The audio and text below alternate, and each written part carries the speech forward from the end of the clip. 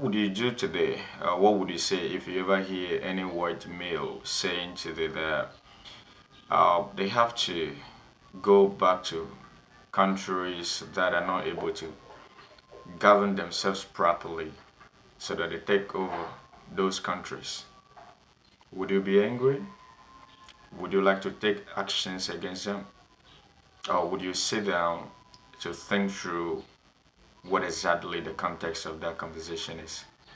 Now that exactly is the point. Is a video of Blackwater CEO, which is now known as Academy, ERIK Prince, granting interview, and where he made a bold statement that countries that are incapable of governing themselves, they, the white males, must go down to re-govern those countries.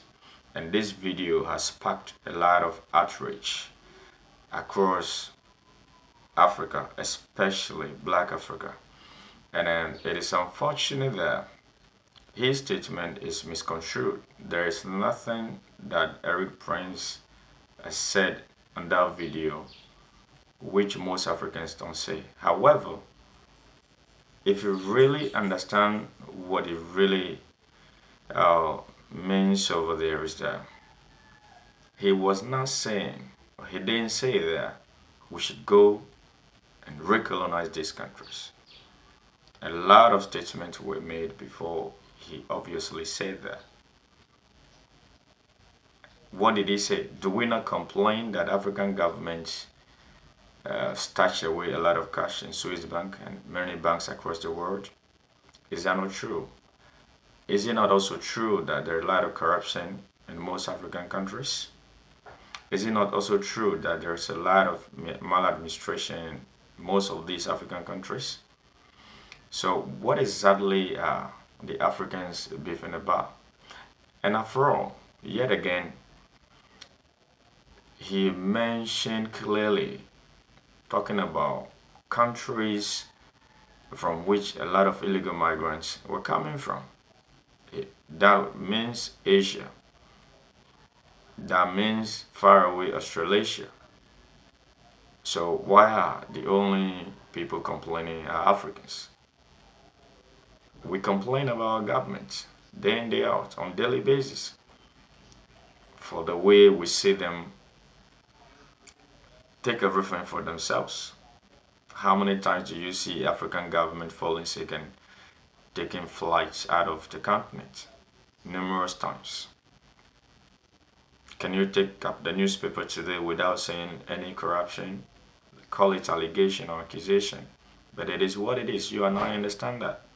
So the idea of complaining and refusing to get a context of what ERIK Prince has said, it alludes a lot to your inability to understand or your inability to actually get a context of what is said in a statement. And he mentioned, and if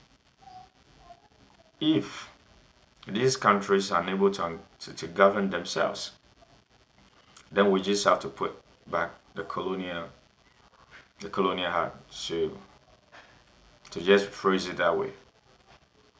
Are you not an African? How many schools have been built by the government you elected into office? How many hospitals have they been able to build? How many road networks?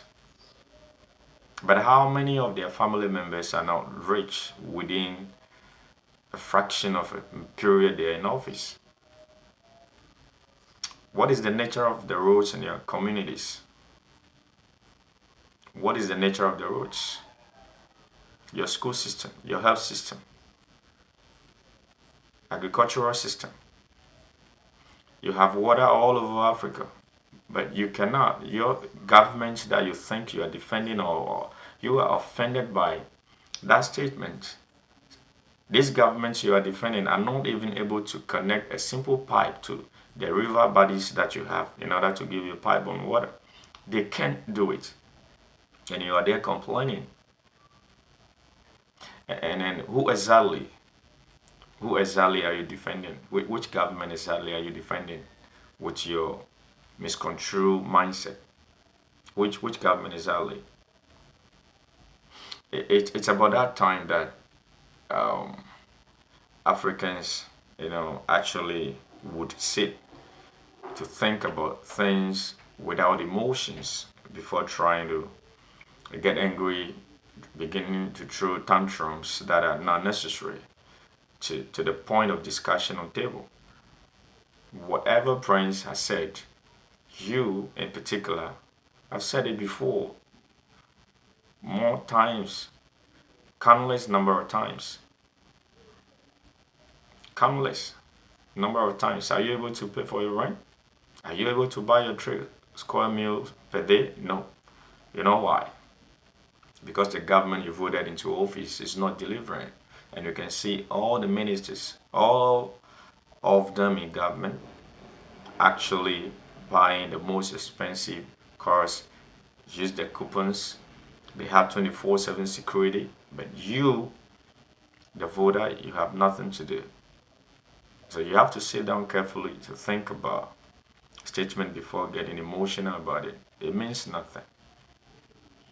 It means exactly the reason for which you've been demonstrating for all these years, from Uganda to Kenya, Kenya to Ethiopia, Ethiopia to Nigeria, Nigeria to Somalia.